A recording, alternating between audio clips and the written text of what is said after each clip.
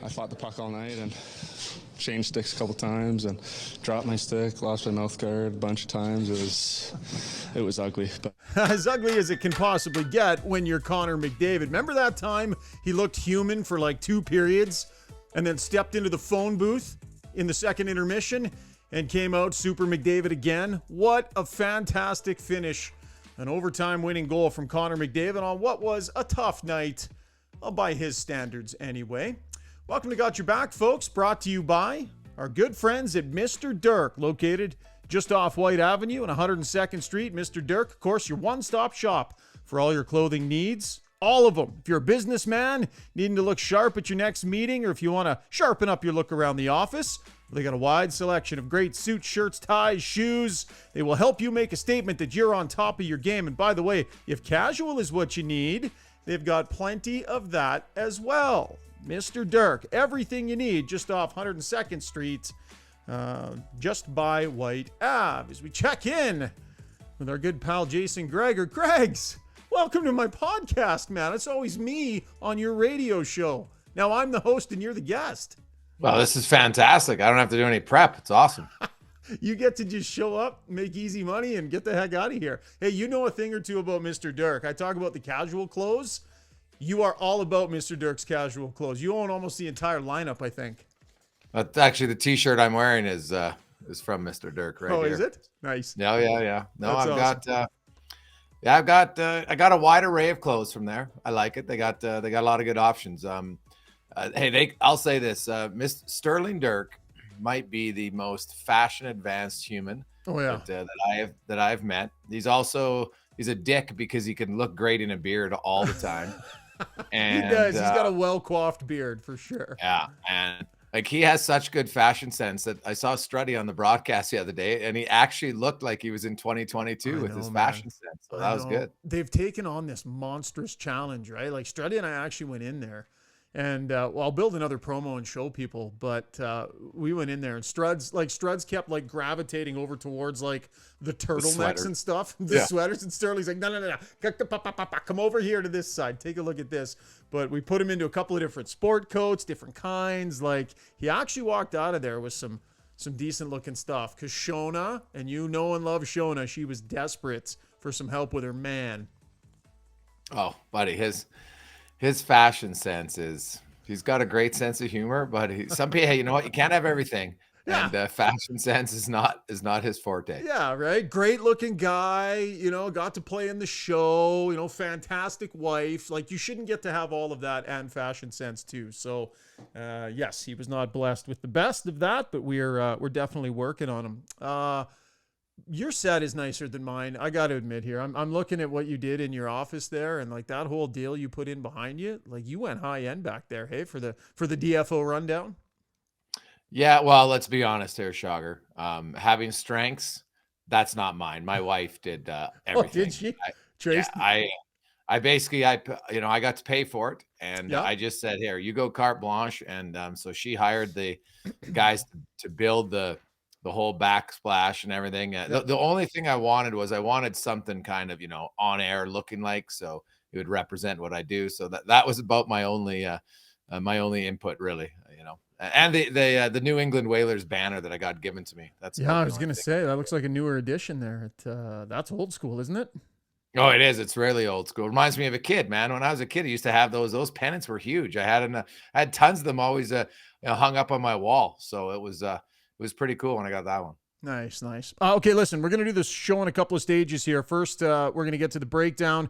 We're going to save a lot of the goaltending talk for our takeaways segment. We're going to push forward a little bit and talk about should Stuart Skinner be starting the next game. So that conversation is coming up in the next segment. But first, let's get to breaking down last night's game against the Vegas Golden Knights. And of course, our breakdown's brought to you by DLR Vinyl Products. They supply some of the nicest maintenance-free decking and fencing products out there. If you've always had that wood fence or deck in your backyard and it's getting a little dicey and you think it's time for a change, give Vinyl Products some thought. No staining, no sanding, maintenance-free, lasts for decades. My brothers Rick and Rob can hook you up. They got locations in Calgary and in Edmonton. Connor McDavid last night was having one of those nights, Greg's. Like in the press box, we were kind of looking at each other, those of us that were there last night, going, what is going on? We'd never seen him fight it the way he was fighting it.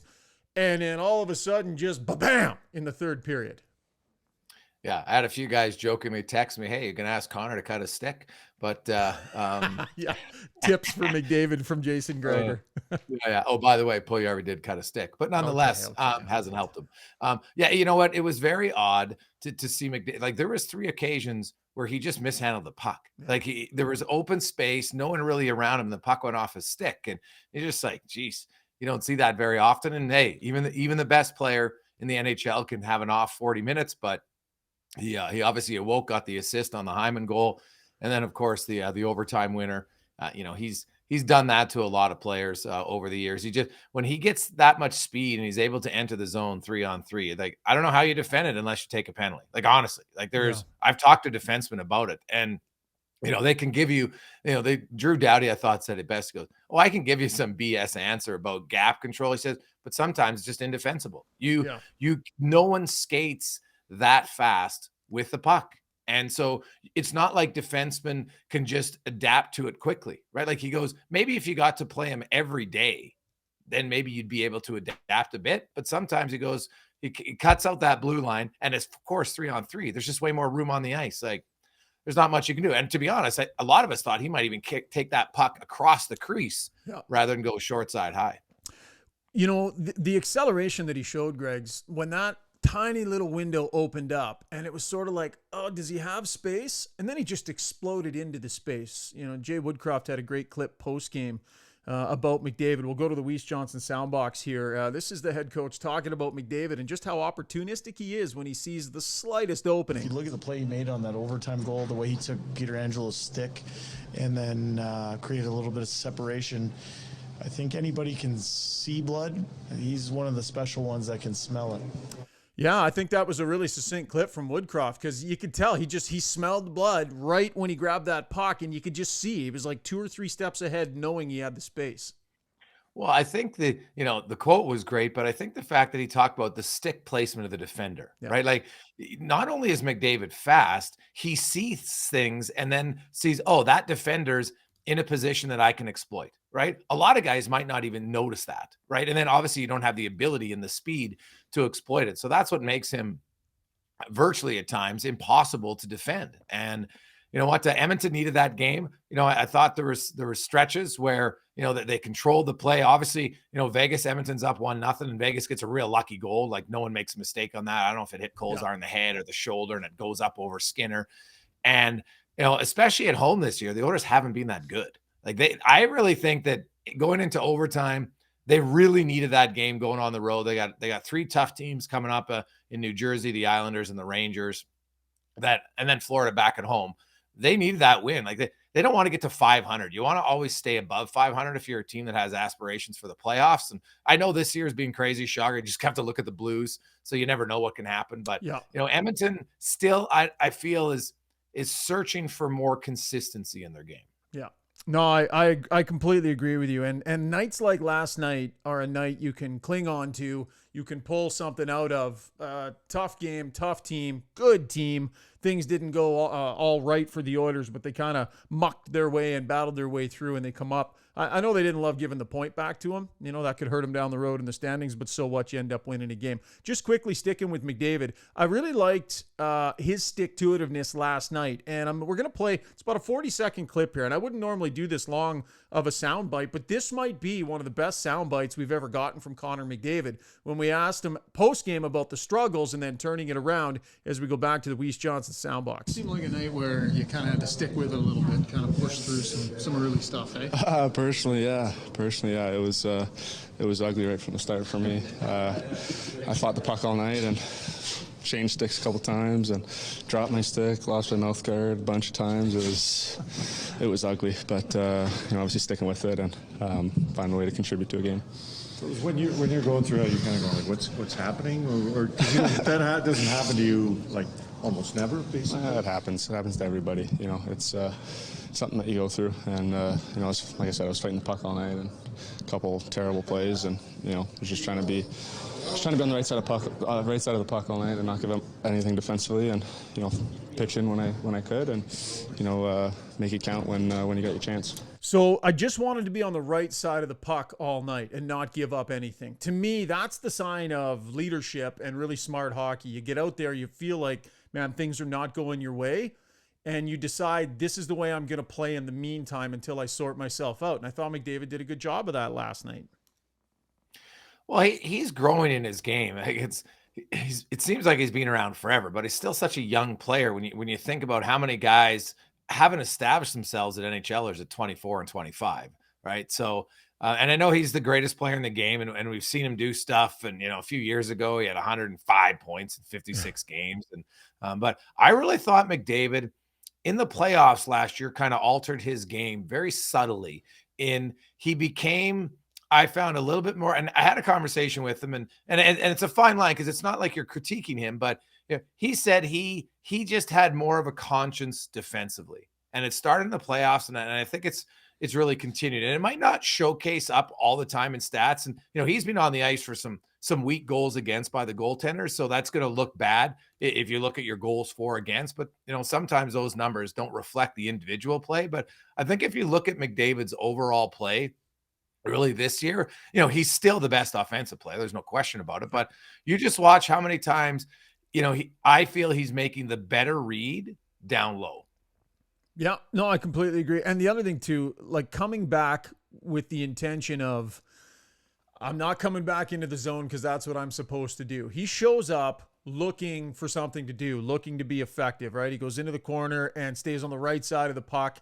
He's really good at tapping pucks away, breaking cycles. Like, he's really improved from the hash marks down in his own end, the amount that he gets done. He's not always just like a shark circling, waiting for the opportunity to blast his way up ice. There's more of a defensive conscience in his game. And honestly, Greggs, I just think this is something that for a player that wants to accomplish what McDavid wants to accomplish, it's going to take some losses. It's going to take some heartbreak to have a guy who's programmed as an offensive machine his entire existence to start playing that two-way game. And we are seeing it has fully developed over the last 2.5 seasons.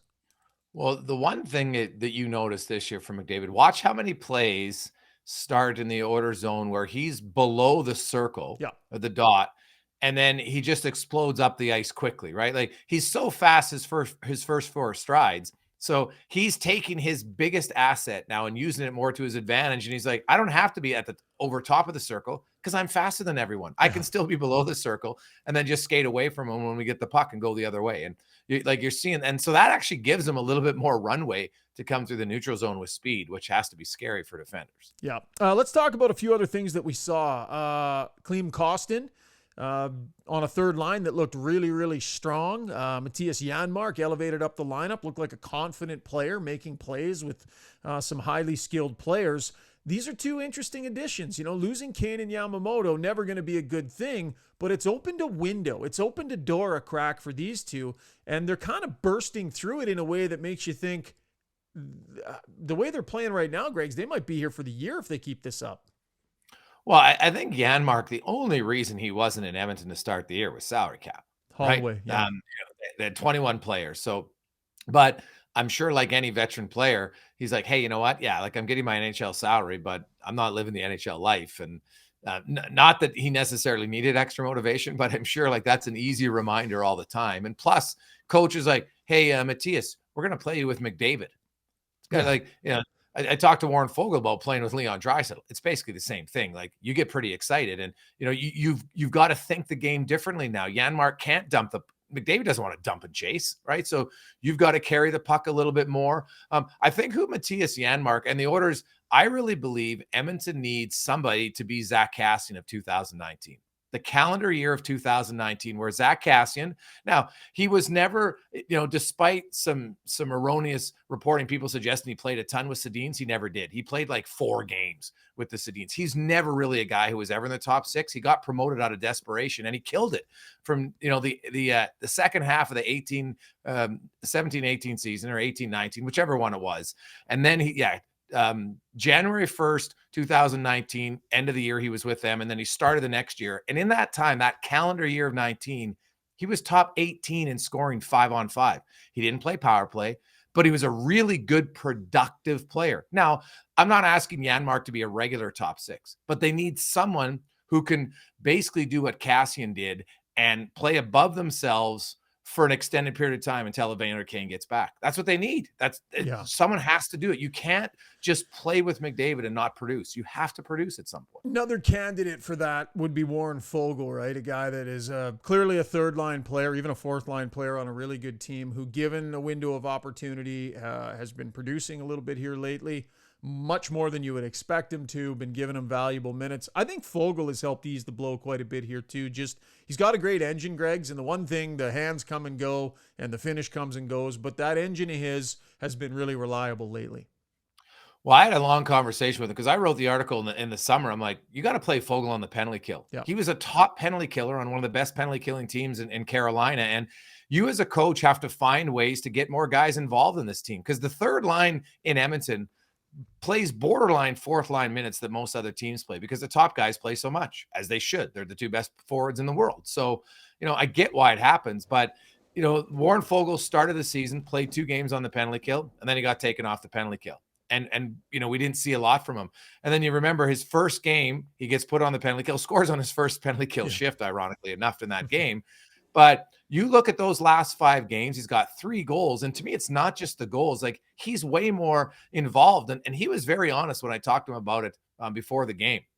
And he said, hey, man, it is so much easier to stay in the game and play the style of game that I play, is what he said, where to sit on the bench for 7-8 minutes and then try to play a tenacious game is incredibly difficult. So, you know what? I think Foegele, you're right. He doesn't have, I think, proven top 6 hands by any stretch, but he plays a hard game, and he actually, I think, is better suited to play with Draisaitl because he can skate incredibly well and he can cycle the puck, right? And that's where Draisaitl's game is. And Foegele talked about playing with Leon. He goes, like, I can't just chip and chase now. Like, you do it sometimes, but I've got to remember, like, I can make plays, and that starts to build his confidence. And so, like, you saw that goal that he scored against Vegas, A's in the right area, but really quick hands, backhand, forehand scores. And I don't know if he even makes that play 3 weeks ago. Think about in the playoffs, man. Like, his game just fell right out from under him. His hands, him and Puljujarvi, it was like neither of them could even handle the puck and skate with it for 30 feet. They took turns just having those sorts of nights. The confidence fell out of his game. Now it's been re-injected back in. Jay Woodcroft has something to do with that, increasing the opportunity, but good for him. He wanted it. He asked for it. He wanted more opportunity, and now he's getting it. And he's given them some pretty valuable minutes. I know it was a win, but some concerning signs, I think, have popped up recently, in particular on the back end, Gregs. We've seen some mistakes happening on the back end, and I know mistakes are going to happen every game, and you can't fixate on any one individually, but when you start to see a pattern, Evan Bouchard has been having a tough time at times in his own end, just making the smart, simple play. Supposed to be a real good puck mover, but man, he's been chucking a lot of pucks into no man's land and to the other team recently. Well, I think there's a sign of confidence, or maybe lack thereof it, right? And he's pressing a little bit, but as a young player, the team, I respect what Dave Manson's doing, is he's letting him play through it, as hard as it can be at times. You know what? And they don't really have any other options, although, we saw Barry's back on the penalty kill a little bit. Well, so is McDavid. Like, they've changed their penalty kill. It's a lot more aggressive than it was early in the season, and so far it's worked. But, Evan Bouchard, he'll have those stretches out every now and then. And I think, to me, the biggest sign where I saw Bouchard being hesitant in his game was when he had the 7 block shots in the first period. He's normally excellent at getting pucks through. And to me, there was a perfect sign of a player who right now he's waiting that extra split second. And that, in the NHL, that's the difference between getting a puck through and not. And I think he'll get over it quickly. But yeah, Bouchard is one, like, he's never been a dominant defensive player. I actually really liked how he added some edge to his game in the playoffs. Yep. I thought he played a much grittier style. So he's capable of doing it, but it's kind of a growing pain for him still. Like, he's a young defenseman. Go back and look at Darnell Nurse, Oscar Klefbom, and those guys at 100 games and 200 games. There were still, even Darnell Nurse now, like, he'll still have he'll have a brain fart every now and then. It happens. But, Bouchard's one that I think these struggles now, as long as he doesn't fold and it doesn't break him down, and I think Dave Manson's done a good job of keeping him playing a lot of minutes, that this should actually benefit him in the long term. 19 minutes, 22 seconds a game, just 5 assists on the year, has not scored a goal yet. I would not have had that on the bingo card. 18 games in, 0 goals so far for Evan Bouchard. So the offense isn't really coming, which is kind of the thing that underpins his game, but he's working on the defensive game. The thing I like about him, Gregs, is I agree with you. He found his physicality. And he found a different level of sturdiness in the postseason. And I think for the most part, he's brought that to the regular season this year. He's maintained that in his game. You know who hasn't? Ryan McLeod. He also started finishing checks in the postseason, right? He stopped swinging all the time and realized this is the way winning hockey has to look. And he's come back this season and he's right back to swinging on 90% of his checks. You remember Clem Kostin getting blown up on the boards by Zach Whitecloud last night? Well, Ryan McLeod had a chance 2.5 seconds later to step into Whitecloud in the corner, and he just absolutely swung right off of him. So the guy just blew up your line mate on the wall, and you've got him dead to rights, would have been clean as could be, and he just blew snow and skated away from him. Ryan McLeod needs to play more physical, more consistent. He doesn't need to be exploding people, and nobody's asking him, to be Milan Lucic here, but he stopped doing it after showing everyone he could in the playoffs. Well, it's interesting you mentioned Kostin because he does hit. Like, he had some big hits last night twice. Yeah. And the other guy, their other winger right now, and Jesse Puljujärvi, physicality was he never had to play that way growing up. But I'll give him credit. He's at least trying. He's trying to do it. And it's hard. Like, it's hard to be a physical player. McLeod, I think, has the benefit because he's such a good skater that he can just finish checks just because he gets there quicker than most guys.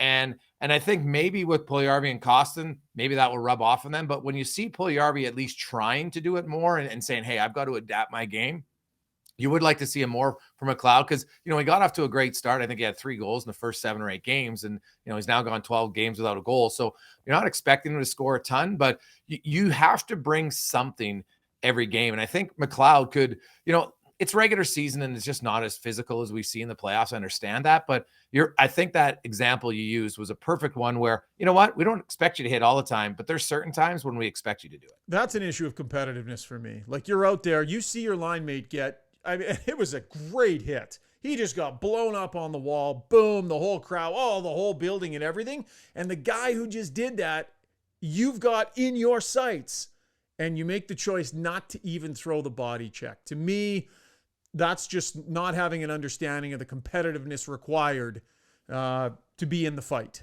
And that needs to change more consistently for Ryan McLeod. Young player, he's still learning it, doesn't come natural. But that was an example last night where I went, man, I think about the way he played in the playoffs, and then watching that, he needs to bring his playoff game to the regular season the way that Hyman has, the way that Bouchard from a physical standpoint has. They need that from this player. All right, that was a breakdown brought to you by DLR Vinyl Products. Coming up on the other side of the break, we're going to dive in to the goaltending situation. What a great night for Stuart Skinner. So the question now, you're staring down the barrel of the New Jersey Devils.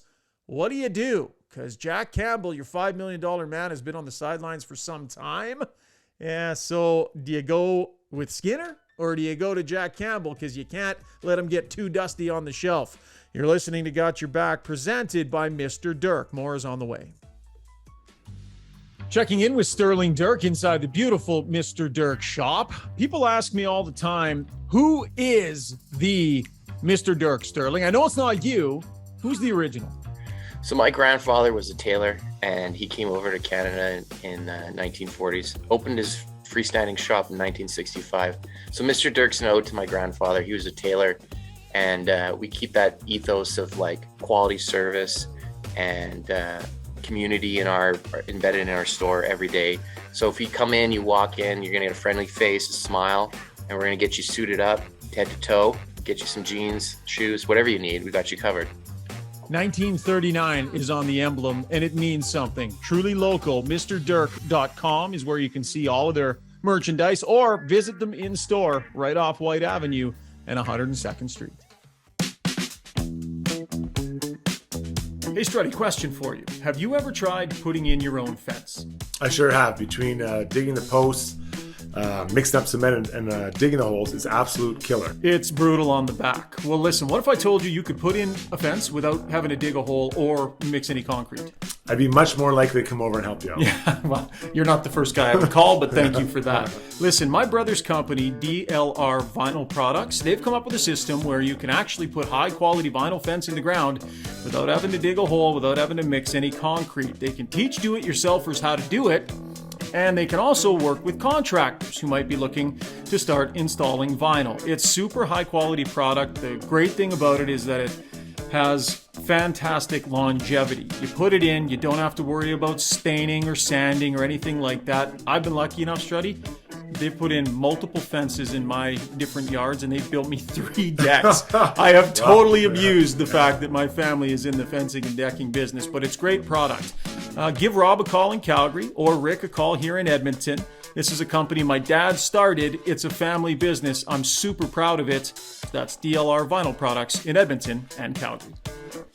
All right, time now for takeaways, brought to you by Sherwood Buick GMC, the gigantic dealership just off Baseline Road on the way into Sherwood Park. It's the #1 GMC dealership in all of Canada for the last 5 years. Did you know that? I was impressed when I found that out. And have you seen the all-new redesigned Sierra 1500? It's an absolute beauty. Wide variety of trim levels. I have the Elevation, but the Denali Ultimate is regarded as the most advanced and luxurious in its class. I know you're not a truck guy, Greggs, but if you were a truck guy, you would be all over the Denali Ultimate. But I'm a farm guy. We've always had a truck. I just don't drive it, but I drive it at the farm all the time. So you need a truck if you're a farmer. Yeah, but a farm truck's like that's like an older school truck, isn't it? It'll beat up and ours is right now. Like your farm truck, if you don't have rust above the wheel wells, I'm not sure it's a real farm truck. Like the bench seat that's all ripped and torn. You can see like the orange stuffing coming out of the bench seat and the A-track cassette player in there and all that. You got that good stuff? Well, no 8-track, but we have a lot of dog hair. Our dog loves to ride in the truck with my mom all the time now. So, yeah, like you open the door and before you even know it, Buddy's in the back seat. So he's ready to roll. So there's a little bit of dog hair, but no ripped seats. Like we have a seat cover, though. That's a classic. If you don't have if you don't put a seat cover on your farm truck, then you're just ruining it. Anything on the steering wheel? Is it one of the really skinny steering wheels with the dimples in behind? No, my mom, because my mom's 78, she does actually have like the heated steering wheel. Like the new vehicles, obviously you can just heat itself, but she has like the big foam thing around it. So yeah, it's like your putter. You know how you have that fat putter to try to help your hand, which hasn't helped. Yeah, but she has that on her steering wheel. Well, if she wants to upgrade to a Denali Ultimate, send her over to see Phil. It sure would be a GMC. I'd love to see her ripping around in a brand new 1500 Sierra. That'd be something. Oh, she'd like it. She's old school. She grew up on a farm. So, yeah, she'll drive anything. She drives a tractor still.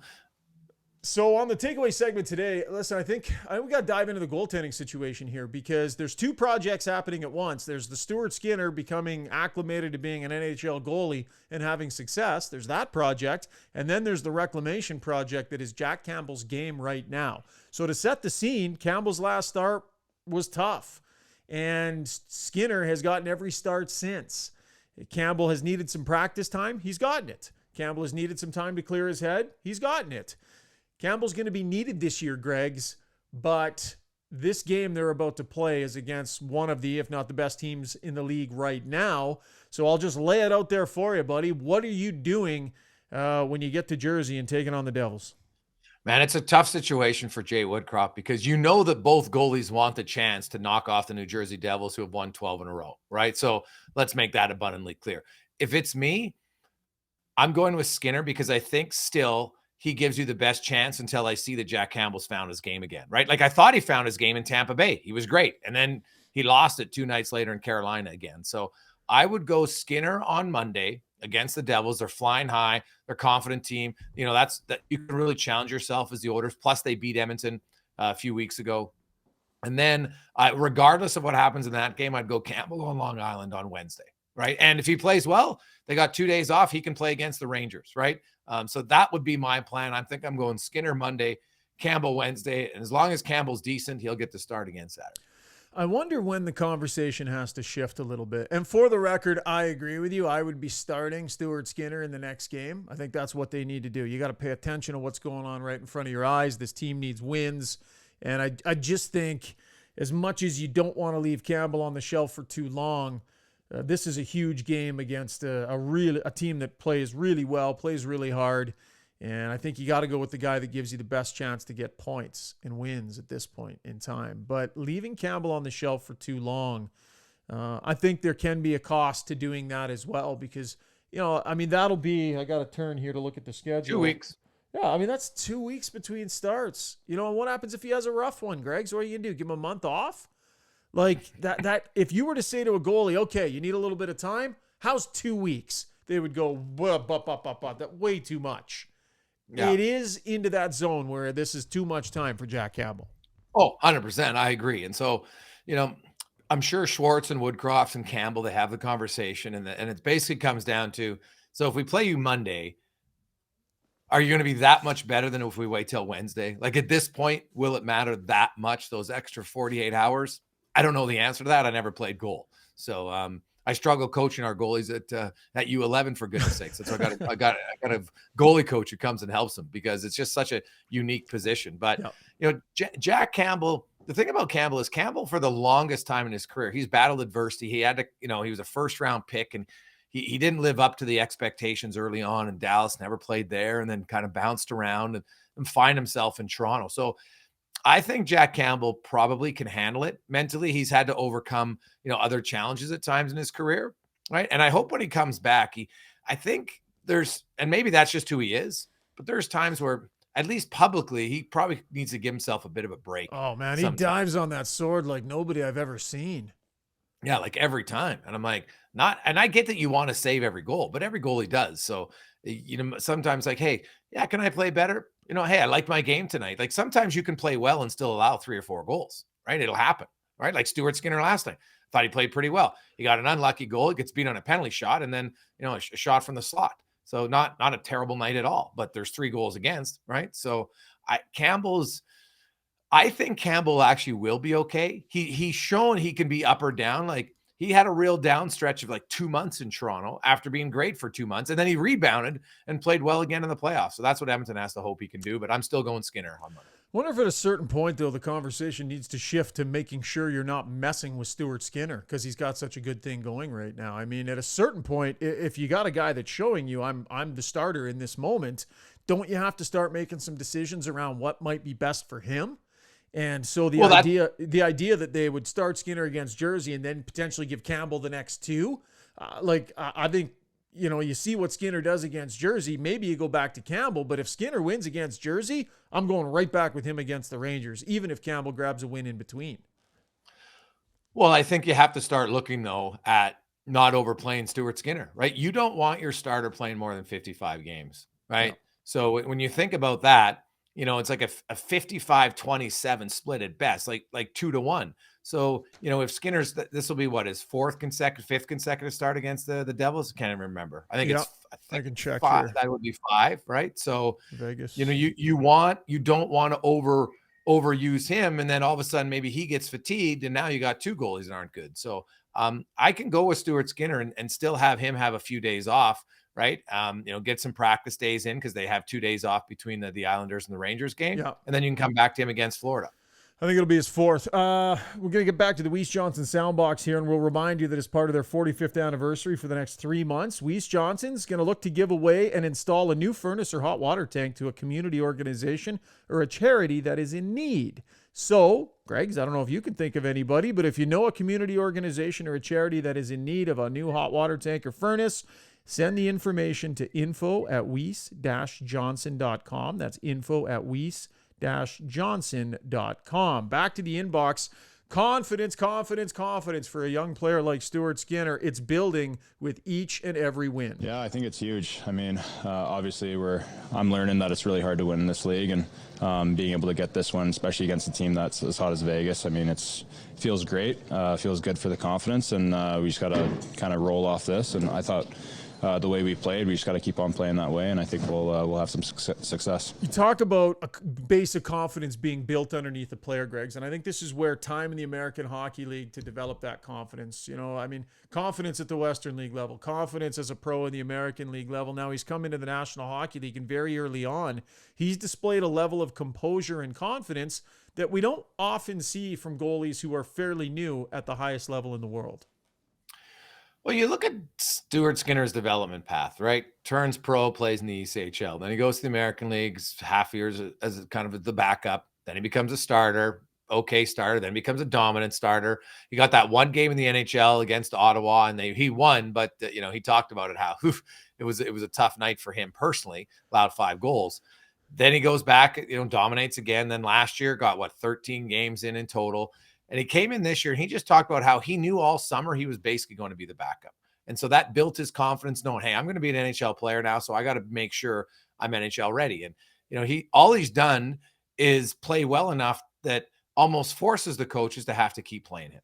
And even when he had kind of an okay game, which will happen because I don't think he's had a bad game yet. He's had an okay game. He's right back the next game, and he's got composure of a young guy, but he's also kind of, I think, developed that by being in the ECHL, then in the American League, and not having great numbers early, and then figuring out, hey, I got to be a starter. And I think it helps because the head coach was his head coach in the minors, For sure. and he really trusts him. So I think that helps. 2.52 goals against average, .930 save percentage so far this year. The wins and losses are funny, right? He's 4-4, but that's not the tale of his play. His record should be better. That's a bit of an anomaly. When you got a .930 save percentage and you're .500, there's some weird stuff that's going on around you. But Stuart Skinner's been one of the better goalies in the early going here and one of the best stories on the Oilers so far. All right, that was Takeaways brought to you by Sherwood Buick GMC. Greggs, before we let you go today, this is your first ever appearance on Got Your Back. So, wanted to get a Got Your Back story from you. We love asking people about a time in their life where someone came through for them or someone had their back, a specific story. So if I throw that out to Jason Gregor, who had Jason Gregor's back, my friend? That's a good question.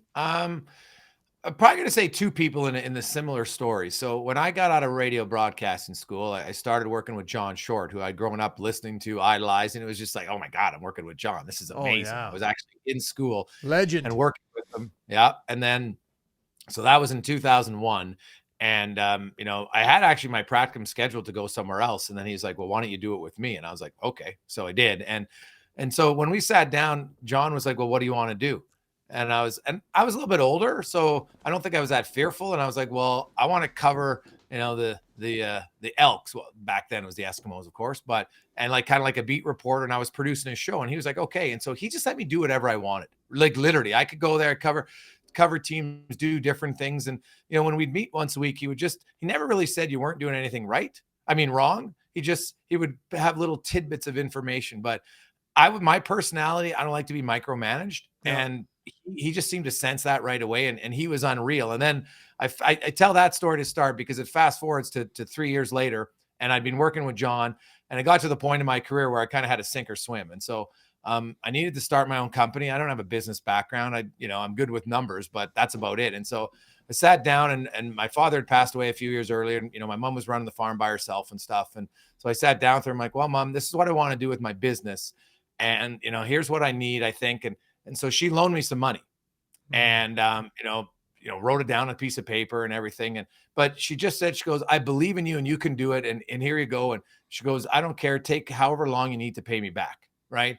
And it might sound like a little thing, but when someone just steps out and tells you that they believe in you and you have confidence, and, we sat down and, did some money management, like literally on an Excel spreadsheet of, okay, if I'm starting my company, I have to pay the station this much money. I have to pay my producer. I got to pay myself. Like, how do I figure this out? I got to get an accountant. I got to learn how to pay CRA and, corporate tax and everything that I had no clue on, like nothing.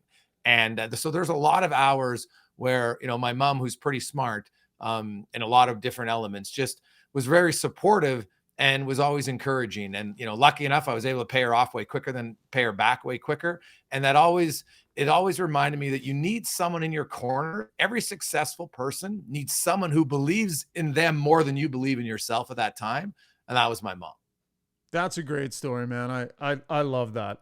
For her to have your back like that and to support you. And now you've built it into something fantastic, something really special. And I do have to say, Greggs, we're going to wrap up here, but I do have to say, and I'm sure it comes from her in a lot of ways, the way you've taken your business success and turned it into the type of philanthropy that you do in this town, I don't know that anybody does more than you do, man. You use your platform in a way that's fantastic. Your month of giving at Christmas, your Gregors grads, your pizza parties. It is nonstop with you. The amount of charitable endeavors that you're involved in, you're constantly emceeing things.